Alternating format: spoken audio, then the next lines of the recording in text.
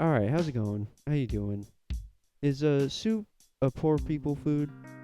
Can we get that out of the way? Cause like I'm thinking about, I was having soup for lunch, and as I was doing it, I was like, this feels poor. Like I could, you know what I mean? Like I have enough money that I could be eating a more like nutritional, you know what I mean? Cause like soup is like primarily water that is just like meant to taste like what very little nutritional parts it has in it, right?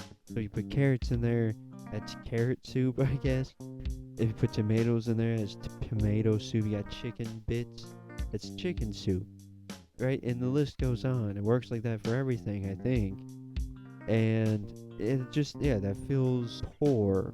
You know what I mean? Like, I feel like that's something that I would make if I had absolutely no other option. So, why I ate it willingly when I have plenty of other options, I'm not sure. But it was actually pretty good. That has nothing to do with what I want to discuss today. I was just asking. I think there's hope in the future, you know? It's super dark, the times we are experiencing right now, and I think we all need to find the light, and here's how I have found it. I have recently returned from traveling across this great country of ours, and I had traveled through the Midwest. It's great. You should do it if you have not. It's superior in every way. Coast is like, you look the other way, and it's rich white people houses. You look the other way, it's ocean as far as the eye can see. There's no benefit to traveling along the coast. There's just nothing there. It's stupid. But you travel in the Midwest and it's awesome as shit. There's farmland, there's cows, there's horses, there's there's trees, there's hills, all different kinds of trees. You see weird stuff because like the Midwest is just all weird. I don't. That's just how they are out here. And it's cool. That's awesome. That's a lot better than just looking at the water. As far, you know what I mean? And then you start thinking about what's underneath the water and how far down does it go. And then you're like, yeah, and it's just not. It's not cool. It's not worth thinking about. It's a lot cooler to just like look at stuff that you can see and make sense of. And that's why I like the Midwest. And while traveling through the Midwest, you see, there's this thing that I like to do. What do we call it? Speeding. I love speeding. I can't help myself sometimes. I like cars. I like when cars go vroom. I like to speed. And something that I noticed is that when I began to speed in these interstates of our great country, they followed in my footsteps. I was the leader of what I call a speeding convoy, and it was powerful. It was amazing. You couldn't stop us, even if you wanted to. We were look. The sign said 70. We thought it said 80. Oops, we're going 80. You can't stop us. Like one or two guys, okay, you're kind of, but once you get up to like six people, and it got up to six people, what are you gonna do? Nothing. Law enforcement were dumbstruck at just how many people were blatantly speeding past them.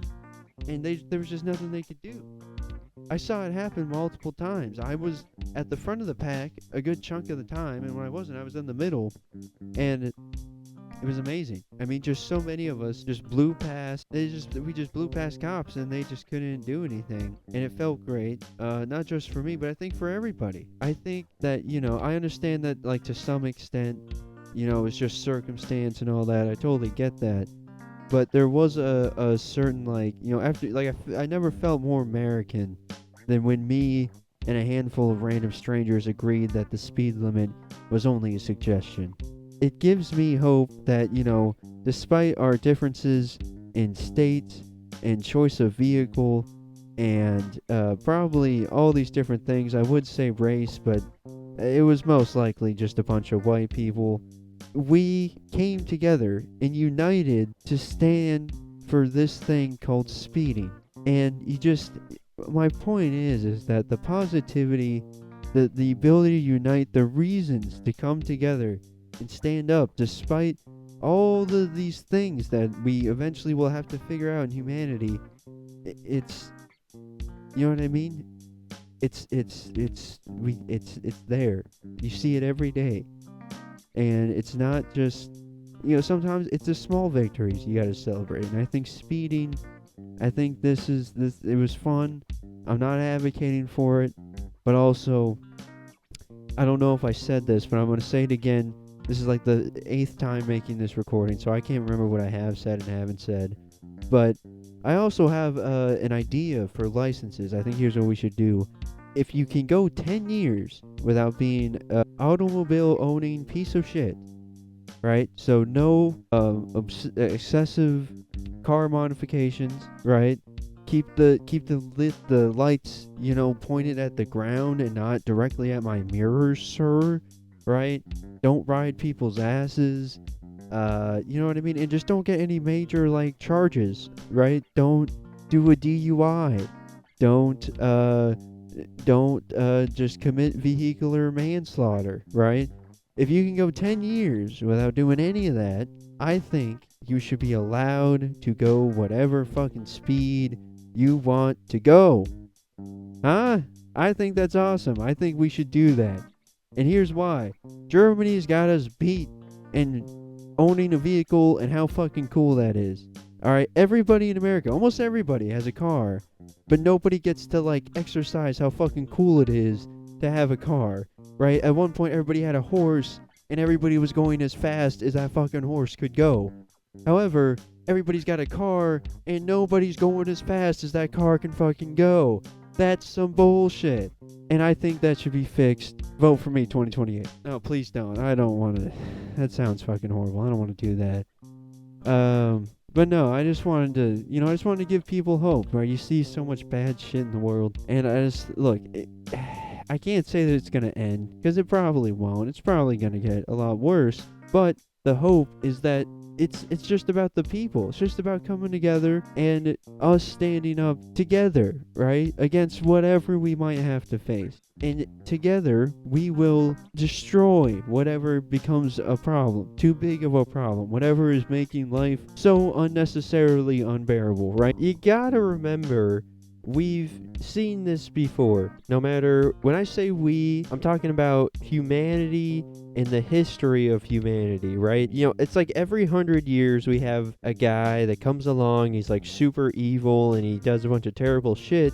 And every time, people, good, honest, hardworking people, have no choice but to come together and unite against this evil so we can put a stop to it and everybody can go home and back to living their lives peacefully. So you just gotta remember, we've done this before, right? This is nothing. This is just part of humanity, and I think the best way to go about it is just preparing yourself and just loving thy neighbor, if you will. It'll go a long way, not just for yourself, but for those around you. It's a path to peace and freedom for everybody, all over the place. Assuming that that's actually possible and not a lie. That's the goal, right? We should be able to achieve it. Like, we're like right there. We're right there. We have all this shit. This video was about cars. How fucking amazing are cars? Cars are cool as shit. Cars, they don't need electricity. We put electricity in it for shits and giggles, so we can listen to our tunes while we drive down the road. We don't need electricity in the vehicle. It can exist without the electricity. Well, maybe not. It exists more efficiently with the electricity. That's what I should say. I don't think a lawnmower needs electricity. That's my point. Where, you know what I mean? Humanity's cool, and when cool people come together, cool shit happens. I'll just end it on that. Have a good one, folks.